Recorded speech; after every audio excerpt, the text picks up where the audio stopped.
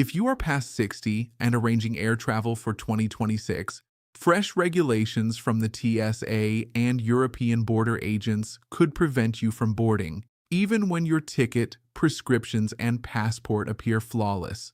Carriers will gladly accept your payment, only to reject you at the departure gate due to one minor detail hidden within the fine print. In this presentation, I will reveal the identification and passport pitfalls that senior voyagers are currently encountering so you avoid losing thousands of dollars during one awkward discussion at the terminal. Hear me out. Security and border authorities have just implemented new document protocols that will shock a massive portion of holiday travelers. Furthermore, if you are in your 60s, 70s, or older and intend to fly during 2026, the information I am sharing might determine whether you board your dream holiday or get rejected right at the gate. You reach the airport believing you handled everything correctly. You arrived 2 hours ahead of schedule. Your medicines remain in their original containers. You even carried a letter from your physician. Yet, concealed in the fine print effective January 1st, 2026, exist 8 significant passport and ID regulations in America and Europe that silently penalize anyone who has not tracked every recent change. I analyzed over 200 grievances from elderly passengers and consulted 3 former TSA supervisors, finding the same 8 traps recurring repeatedly. By the conclusion of this video, you will understand precisely what to correct at home, ensuring no agent at security, the gate, or European border control can send you back. Rule number 3 is the issue that causes more senior travelers to be detained than all others combined. Yet most individuals do not even know it exists. Alright, let us begin with number 8. Rule number 8, the misleading passport expiration date. Here is what most travel consultants never state openly. The expiry date printed inside your passport is not the actual deadline for global travel. Suppose you reserve a journey to Thailand. Your document expires March 15th. Your departure is January 10th. You review it and assume, over 2 months remaining, I am safe. At check-in, the clerk halts you. Thailand demands your passport remain valid for at least 6 months past your arrival date. You clarify you return in 14 days. They do not care. Outcome: $2,400 in non-refundable fares vanished in one chat. Many vacationers in their 60s and 70s fall for this. Numerous nations now employ some variation of the 6-month regulation. Much of Asia, sections of Africa, and a few Caribbean islands follow this. It is simple to overlook if you do not monitor travel updates closely. Also, renewing a passport is not always a quick chore nowadays. Traveling to the office, waiting in queues, handling delays, it all drains you more than it did at age 30. What should you do? Inspect your passport immediately. Add 6 months to your entry date and your return date. If it expires anywhere within that span, renew it. In America, you can begin at travel.state.gov. Processing requires roughly 6 to 8 weeks, occasionally longer during peak seasons, so do not wait until December for a January journey. General rule: your passport must be valid for 6 months after you return home, not merely while you are abroad. The key question when booking international journeys: does this location require 6 months of passport validity? Expert tip: capture an image of your passport's expiration date and set a mobile alert 10 months before it expires. That provides a calm 2-month window to renew without panic. Rule number 7, the invisible damaged passport. And passport expiration remains the simple issue compared to what occurs when your document appears brand new, yet the system deems it damaged. Immigration officials told me confidentially, they are now rejecting passports for damage you cannot even observe. Your document looks fine. Clean cover, smooth pages, clear photo. But you developed one habit: folding it and sliding it into your rear pocket because you dislike carrying a separate wallet. At the gate for your London flight, the agent scans it. Error. Tries again. Error. Sir, the RFID chip is not reading. This passport is damaged. You say, but it looks new.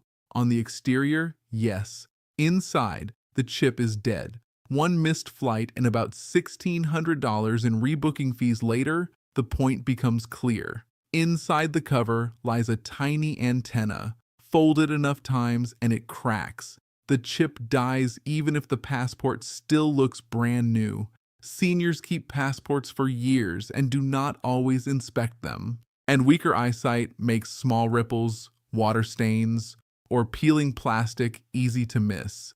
From 2026, more nations will push you through e-gates that rely on that chip. If it will not scan, the system treats your passport as broken, not borderline okay. What to do? Never fold or roll your passport and stop carrying it in your back pocket. Keep it flat in a wallet, document pouch, or hard shell holder. If your eyes are not great, ask your kids or grandkids to check it under good light. If your photo is badly faded or you look very different now, renew early. If you're already at the counter and the chip fails, one calm line works far better than arguing. I would like to request manual processing and I will replace this passport after this trip. Rule number 6. Real ID versus real life. This is the one catching a lot of seniors off guard, even on simple trips to see family. Since May 2025, TSA has been tightening real ID checks, and by 2026, they are enforcing it hard. A grandmother shows up for a short domestic flight to visit her grandkids. She hands over her driver's license, the same one she has used for years. The TSA agent looks at it and says, "Ma'am, this doesn't have the real ID star. Do you have your passport?" She didn't bring it. It is a flight inside the US. Why would she? They send her to secondary screening, 45 minutes of questions, extra checks, full pat down. They finally let her through, but her flight is gone. Another few hundred to rebook. Why does this hit people over 60 so hard? Because many seniors still use old licenses they got years ago with no little gold or black star in the corner. They don't fly often. They don't follow every TSA update.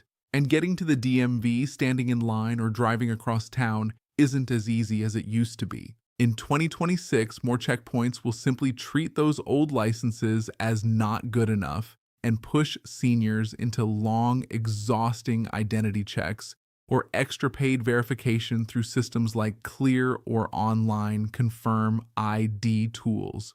What to do? Check your license right now. Look at the upper right corner.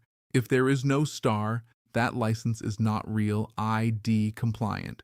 For flights, you will need either a real ID license or your passport. Best move if you are over 60 and fly at least once or twice a year. Use your passport as your main ID for flying, even on domestic trips. TSA accepts it everywhere, and you do not have to worry about whether your state has caught up with real ID yet. Rule number 5, Europe's new fingerprint and face scan gauntlet. Here is where it starts to feel a little invasive. Starting October 12, 2025, Europe rolls out the new entry-exit system. By April 10, 2026, it is mandatory at almost every Schengen border. A 75-year-old couple from Seattle lands in Paris for their 50th anniversary trip. They expect a quick passport stamp.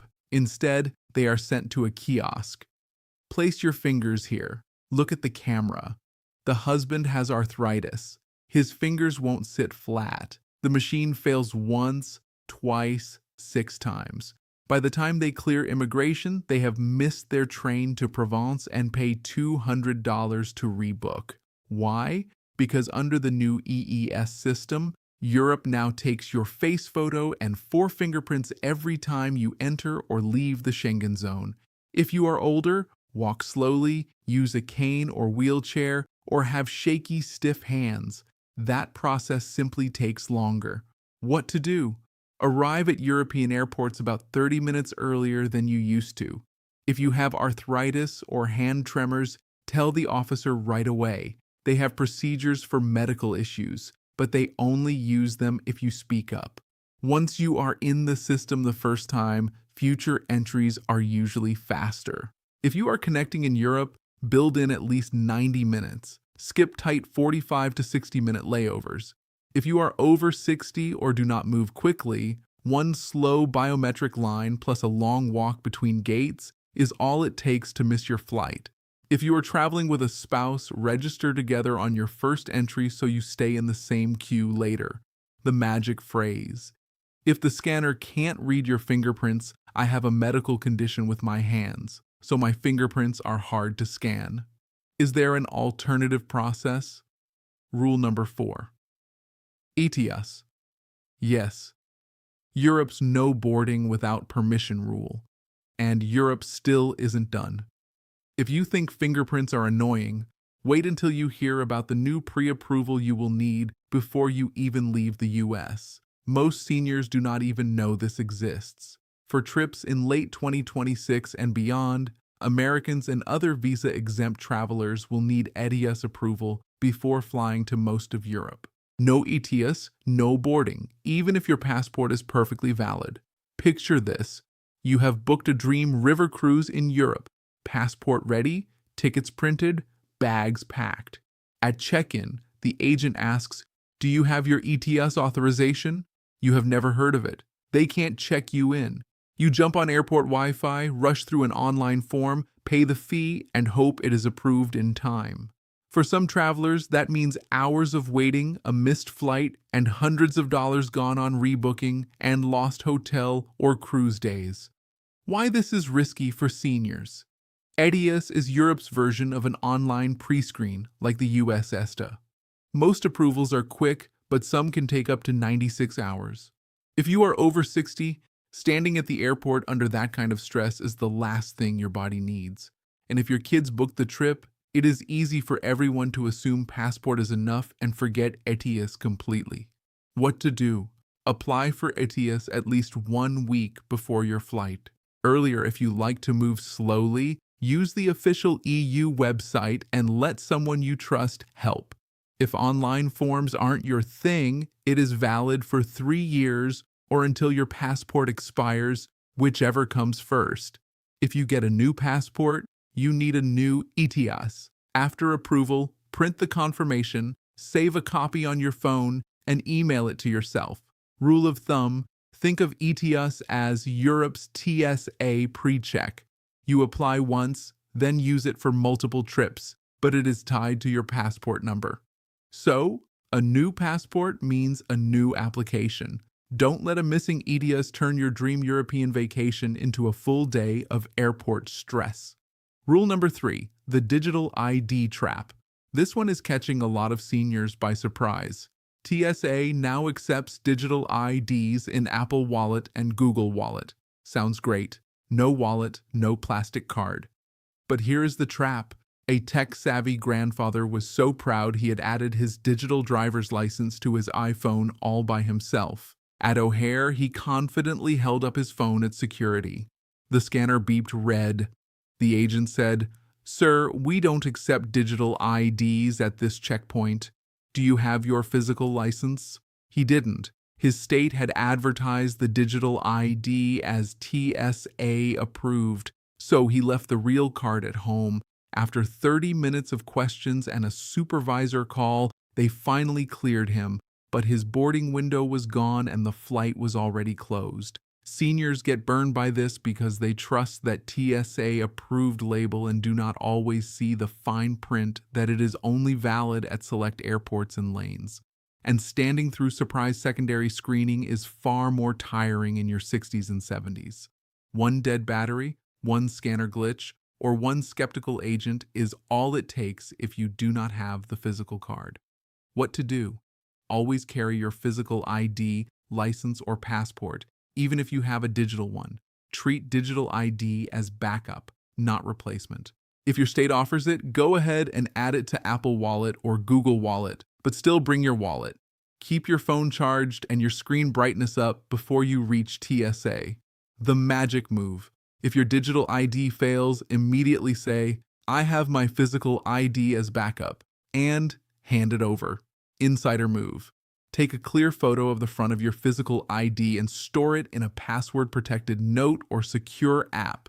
It is not an official ID, but if you ever lose your wallet or passport, that image can speed up verification. Rule number 2, medically necessary liquids that still get thrown away. This is the one TSA doesn't shout about, but it hits seniors the hardest. On paper, liquid medications over 3.4 ounces are allowed through security if they are medically necessary and if you declare them. In real life, very different story. Say you pack an 8-ounce liquid fiber supplement in your carry-on. At screening, an agent pulls your bag aside. "Ma'am, this exceeds the liquid limit?" You explain, "I take this every day.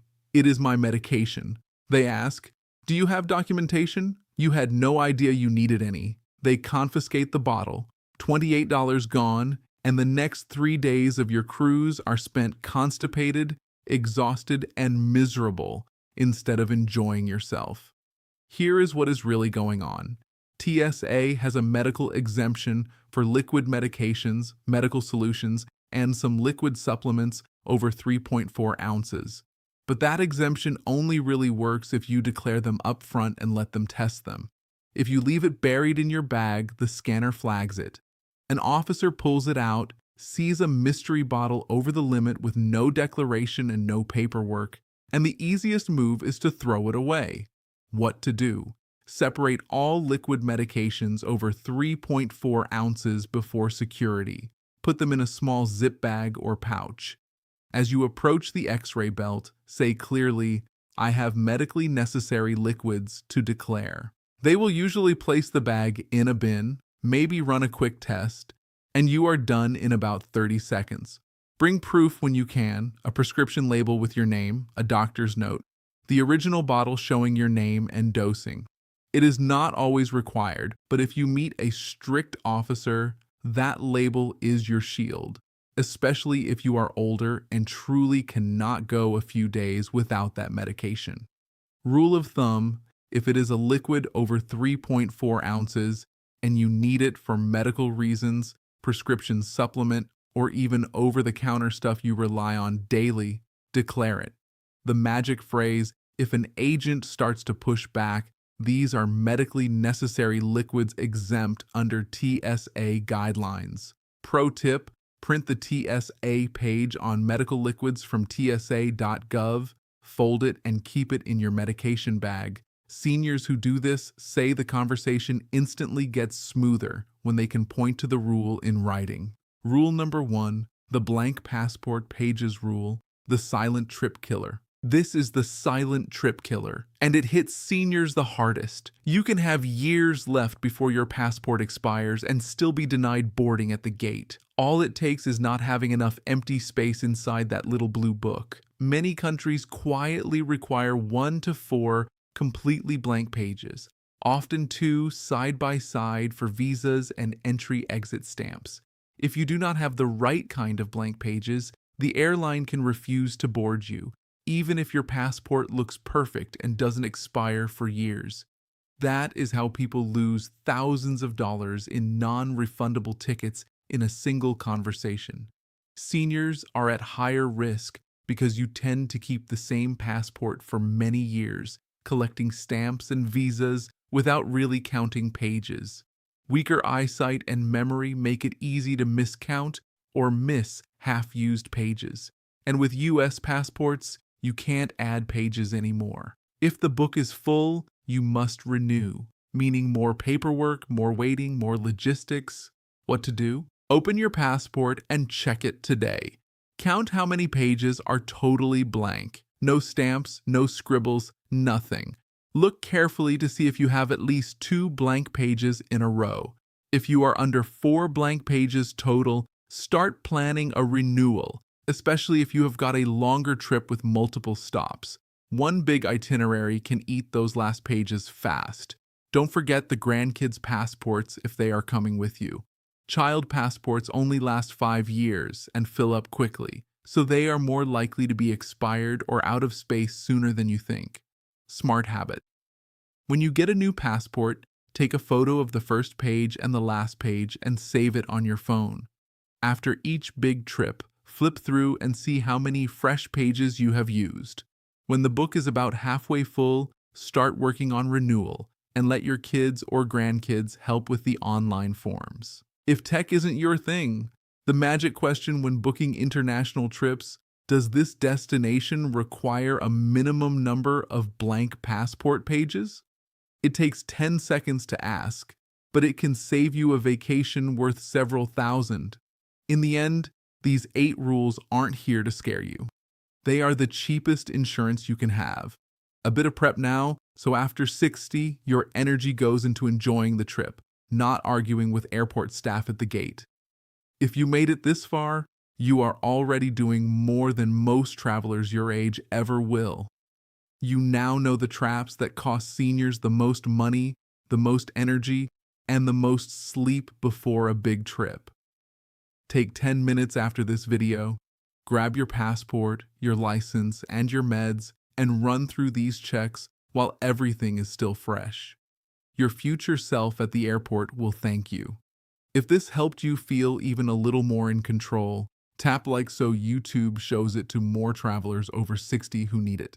Tell me in the comments which rule surprised you the most, or which one you have already run into at TSA or immigration.